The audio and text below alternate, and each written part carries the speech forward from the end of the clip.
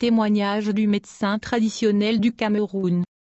Chapitre 1, Mes antécédents.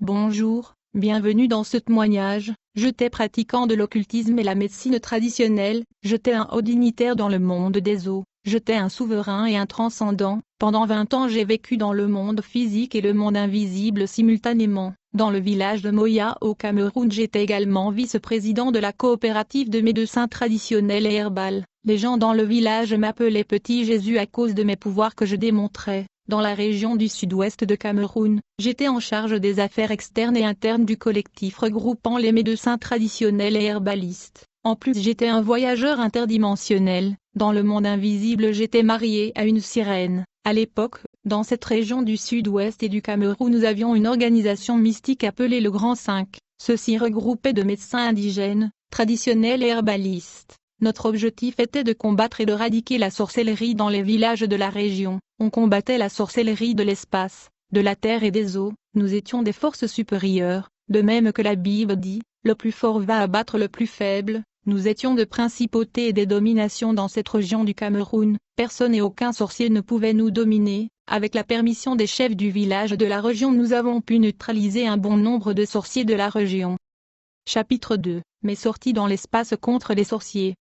Quand j'opérais comme principauté dans les villages, je devais mettre un tenue de combat spirituel analogue à celui qui est décrit dans le livre d'Ephésien, où la Bible parle de l'armure de chrétien. En tant que médecin indigène et traditionnel et herbaliste, j'avais un tenue de combat et une armure, et quand je mettais ce tenue de combat, je savais que je veux en guerre contre le sorcier et les gens vont mourir.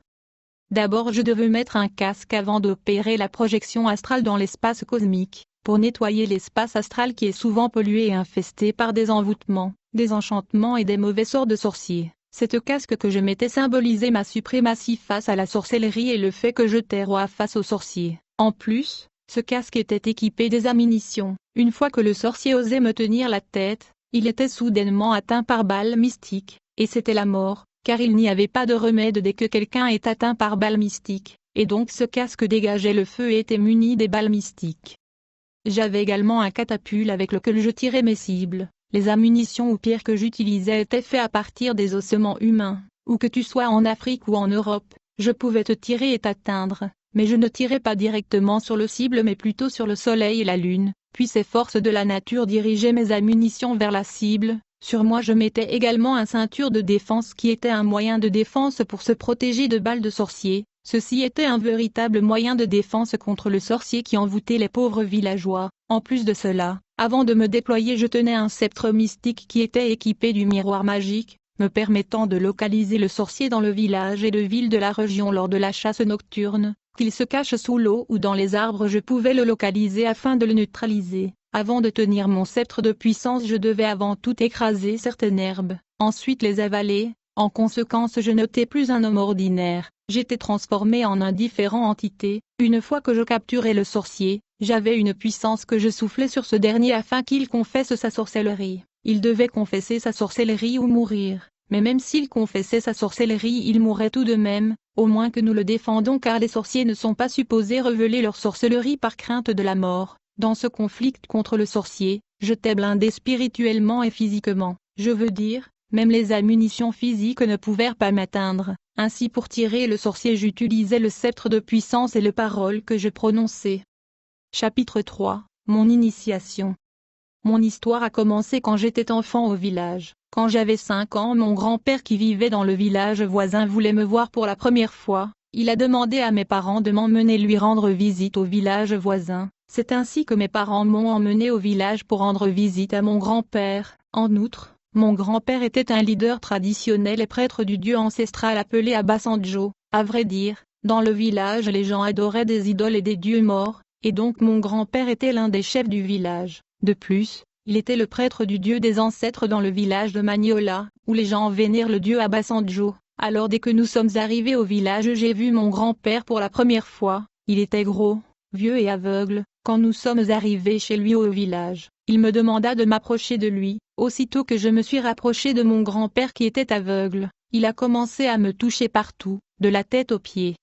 Puis il a commencé à invoquer les esprits des ancêtres de venir dans ma vie. Il appelait les ancêtres qui étaient déjà morts. À vrai dire, dans ce village de Magnola au Cameroun, Nous ne croyons pas que les morts sont morts, nous croyons que les morts sont vivants et ils sont autour de nous. Ainsi les gens adressent leurs prières aux ancêtres morts. Le grand-père a demandé aux esprits des morts de me protéger et de me guider, ils étaient supposés marcher devant moi et après moi. Ensuite, le grand-père m'amena derrière sa maison, et me demanda de me tenir sur une pierre qui ressemble à une tombe. Enfin il cassa le noix de coco, et il versa de l'eau du noix de coco sur moi, tout en répétant des paroles incantatoires. Ceci était véritablement le début de mon initiation. Après ce cérémonie au village de mes ancêtres, nous sommes retournés au village de Moya où je fus inscrit à l'école primaire. Quelques années après, j'ai fini l'école primaire, mais cependant je ne pouvais pas aller à l'école secondaire à cause du manque de moyens financiers. Puis un jour dans le village, une femme est arrivée dans le village. Elle venait du village de Boyaki pour trouver un garçon qui va travailler comme domestique chez elle. Étant donné que je ne pouvais pas aller à l'école à cause du manque de moyens,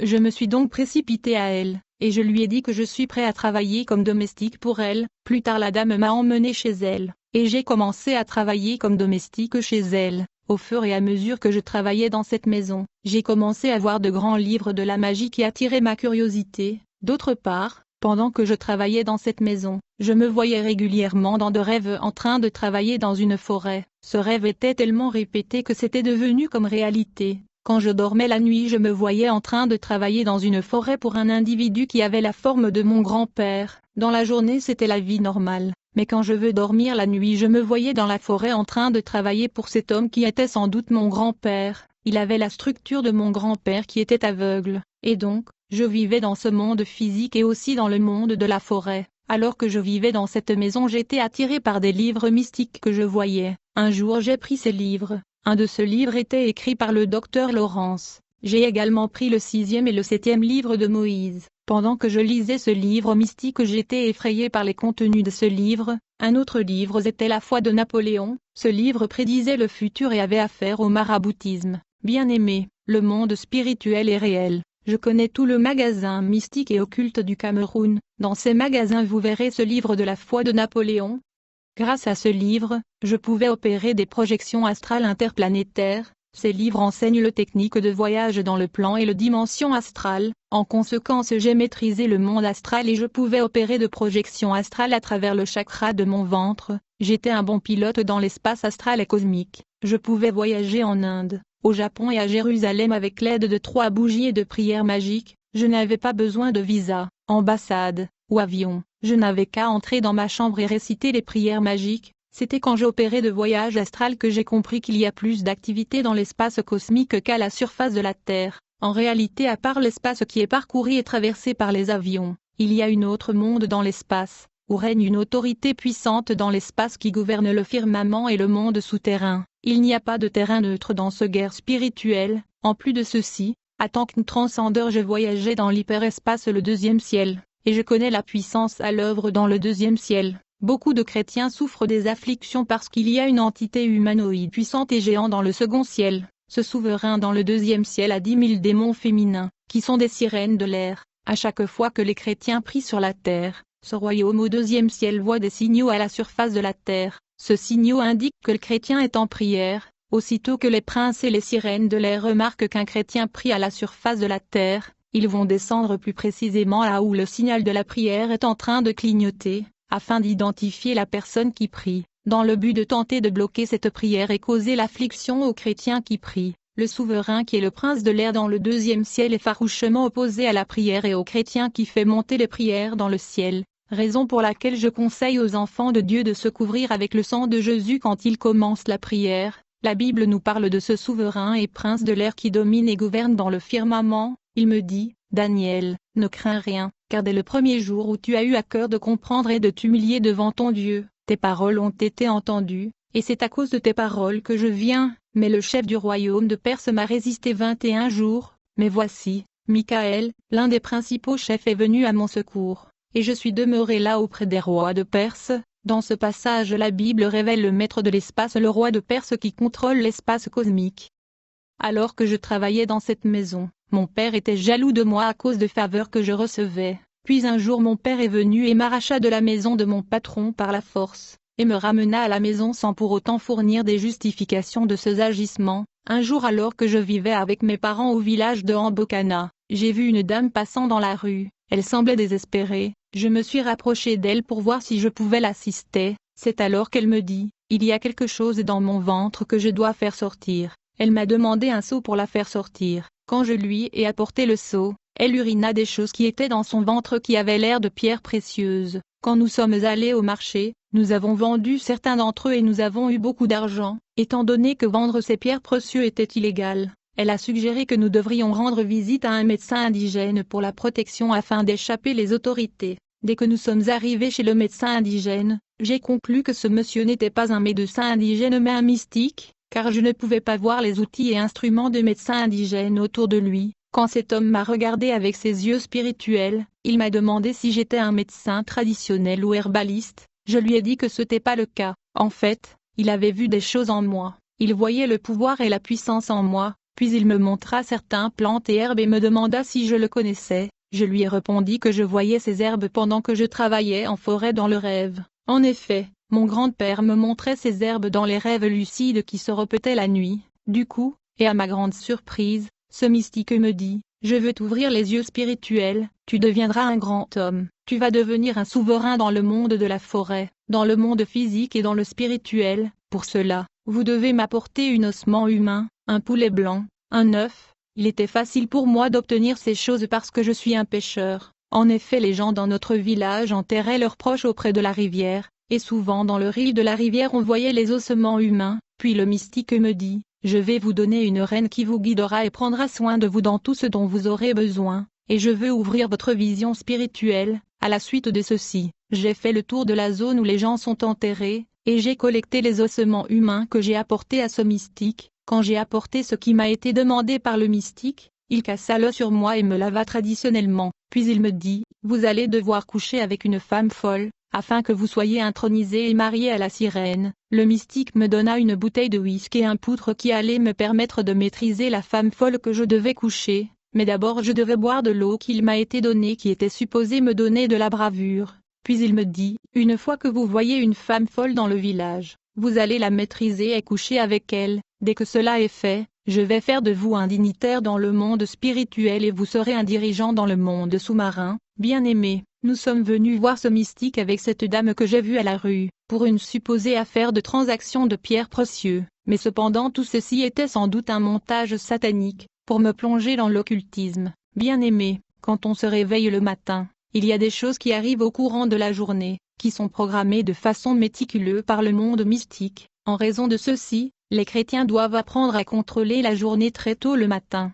C'est ainsi que je me suis retrouvé profondément dans l'occultisme. Ainsi donc, cette affaire de pierres précieuses était justement une mise en scène du monde d'obscurité. Le diable avait tout planifié afin de m'enfoncer profondément dans l'occultisme grâce à mes connexions ancestrales. Plus tard, j'ai commencé à sillonner le village à la recherche d'une folle. Alors que je me déambulais, j'ai vu une dame folle, je l'ai dominée et j'ai eu des relations sexuelles avec elle. Ensuite, le mystique m'a donné une huile de purification que je devais appliquer pendant 7 jours. Il m'a averti que je serais visité dans mes rêves nocturnes par une femme, qui viendra ensuite physiquement me voir. Cette femme est censée être ma reine. Chapitre 5. La sirène Mathilde, une reine du monde sous-marin. Durant les 7 jours de purification, un jour alors que je dormais pendant le jour vers 15 heures dans l'après-midi, j'ai vu dans une rêve une dame, qui s'approcha de moi. Au départ, elle ne ressemblait pas à une reine ou déesse. La dame qui était venue dans mes rêves était frêle comme si elle était malade. Quand je l'ai vue, j'ai pensé qu'elle était une patiente malade qui cherchait de l'aide ou l'assistance. Mais ce n'était pas le cas, elle était la sirène des eaux, qui était censée être ma femme. Dès qu'elle s'approcha de moi, elle se présenta en me disant qu'elle était la sirène Mathilda. Elle m'a dit, je m'appelle Mathilda, je suis votre femme, je suis votre reine. J'étais curieux de la voir, nous avons eu un temps de dialogue, puis elle me dit qu'elle doit retourner dans le monde des eaux. Après cette première rencontre, elle me promit de revenir afin qu'on puisse passer le temps ensemble, et dialoguer en long et en large. Le jour suivant, Mathilda est venue avec force et avec toute sa gloire, elle était jolie et séduisante. Elle me dit, je suis venue aujourd'hui afin que nous ayons de rapports sexuels, c'est comme ça que nous avons eu de relations sexuelles. Une fois que nous avons eu des rapports sexuels, elle me rassura qu'elle va revenir me prendre pour me transporter visiter le monde aquatique sous l'eau. J'étais heureuse d'entendre cela, je lui ai rassuré que je viendrais avec lui, puis nous sommes sortis dehors, on marchait dans la rue au village et on causait. mais quelque chose s'est passé comme par coïncidence. Pendant que je dialoguais avec Mathilda dans la rue dans le quartier au village, quelqu'un qui connaissait ma femme passait par là. Quand elle m'a vu avec Mathilda, elle alla informer ce dernier qu'elle venait de me voir en train de causer avec une femme. Dès que ma femme a entendu ceci, sans tarder, elle est venue nous rejoindre, et elle a commencé à brutaliser la sirène Mathilda. Ma femme ne savait pas que cette dame avec qui je dialoguais était un esprit qui est venu du monde sous-marin. Elle se mit à attaquer la dame de la mer à cause de jalousie. Mais elle ne savait pas que cette dame était un esprit des eaux. Alors que ma femme se disputait avec Mathilda, elle ne savait pas qu'elle avait affaire à un démon physique. Elle enleva ses chaussures et a commencé à frapper la sirène des eaux sur la tête avec ses chaussures. En conséquence,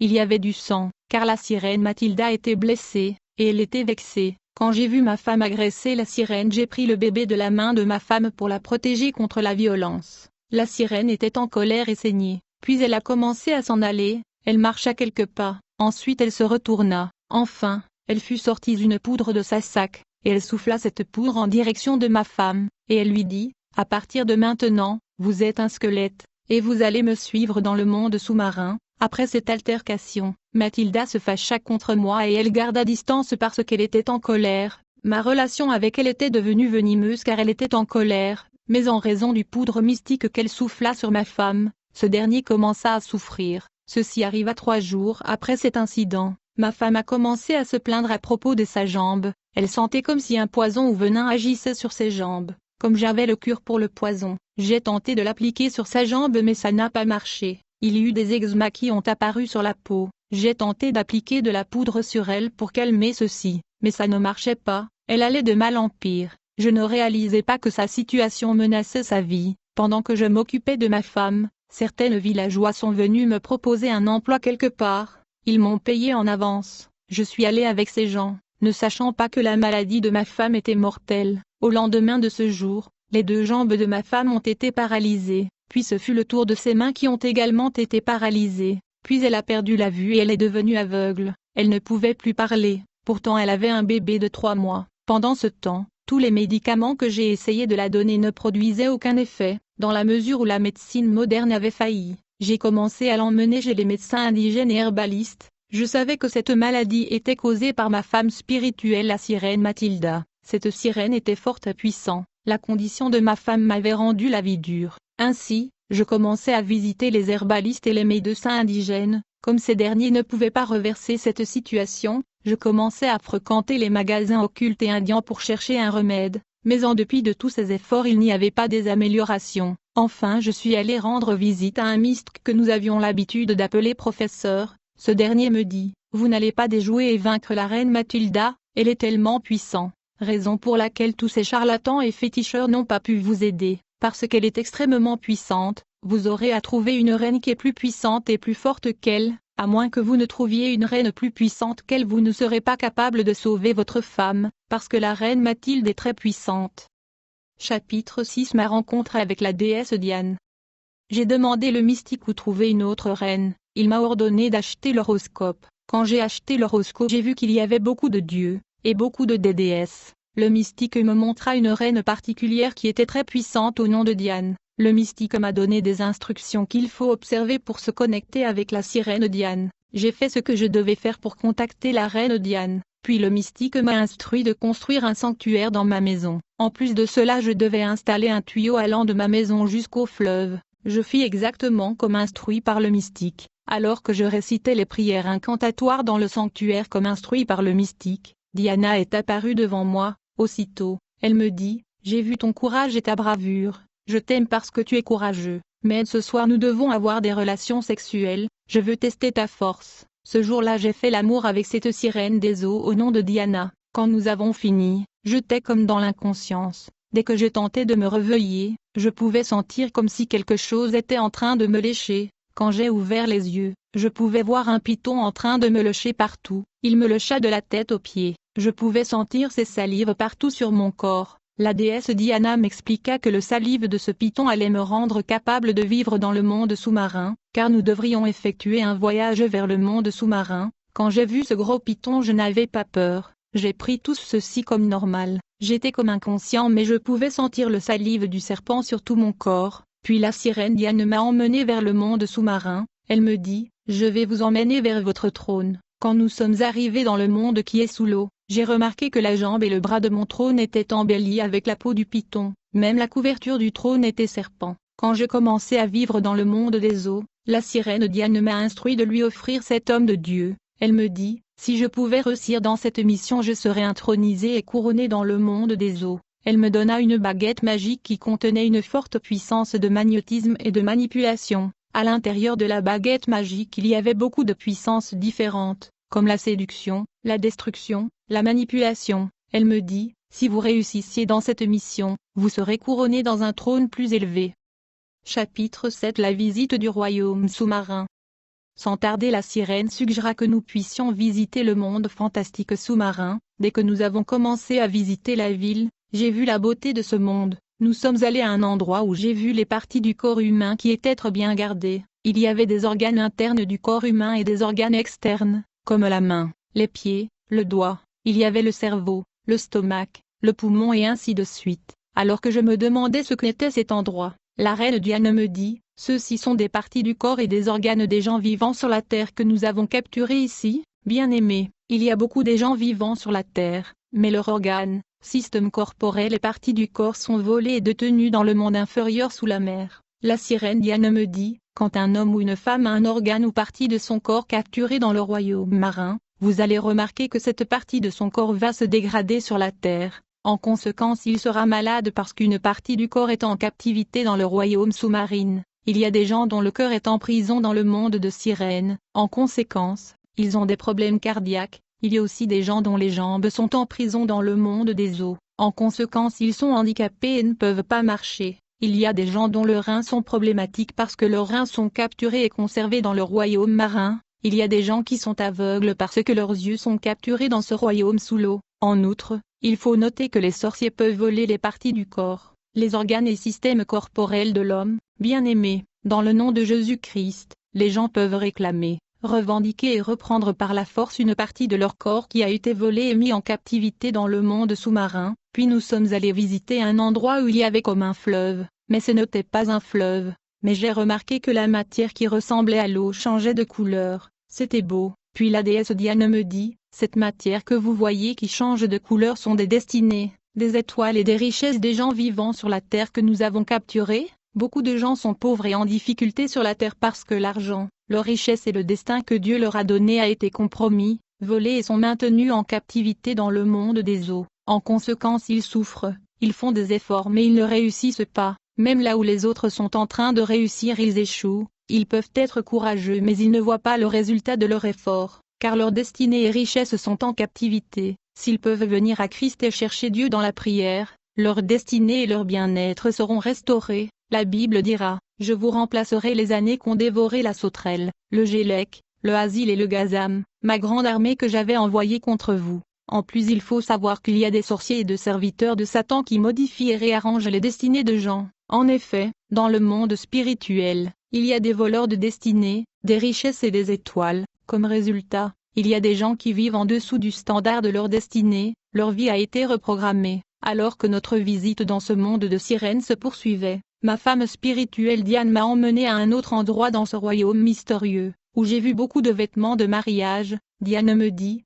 ces vêtements représentent le mariage que nous avons capturé. Beaucoup de femmes étaient censées avoir un bon mariage mais nous les avons volés. Beaucoup de femmes sont célibataires sur la terre parce que nous avons volé leur mariage. Elles peuvent entrer dans le mariage, mais à la fin elles sortiront. D'autres souffriront parce que leur mariage original a été volé. Puis nous sommes allés à un endroit où j'ai vu beaucoup de bébés qui sont préparés pour des missions sur la terre. J'ai vu de démons qui mettaient en eux de puissance et destruction, manipulation et envoûtement. Quand les gens viennent chercher un bébé chez le médecin indigène, ils recevront le bébé du royaume marin des sirènes qui vient à la surface de la terre avec la mission de destruction. Puis Diane m'a montré les démons qui travaillent avec les propriétaires des hôpitaux privés, le clinique et le pharmacie. Dans le cadre de capture des destinées, j'ai vu comment les propriétaires de salons de coiffure apportent les cheveux de leurs clients dans le monde sous-marin, et j'ai vu comment les démons volent le destin et richesse des gens grâce aux échantillons de leurs cheveux. En effet, dans le monde invisible, les cheveux de l'homme égalent à sa vie. À partir de vos cheveux, ils peuvent ainsi capturer votre vie, vos richesses et gloires. Dans le monde invisible, il y a de commerce de cheveux humains. Beaucoup de vies et des destinées de gens ont été compromis au travers leurs cheveux avec l'aide du méchant propriétaire de salon.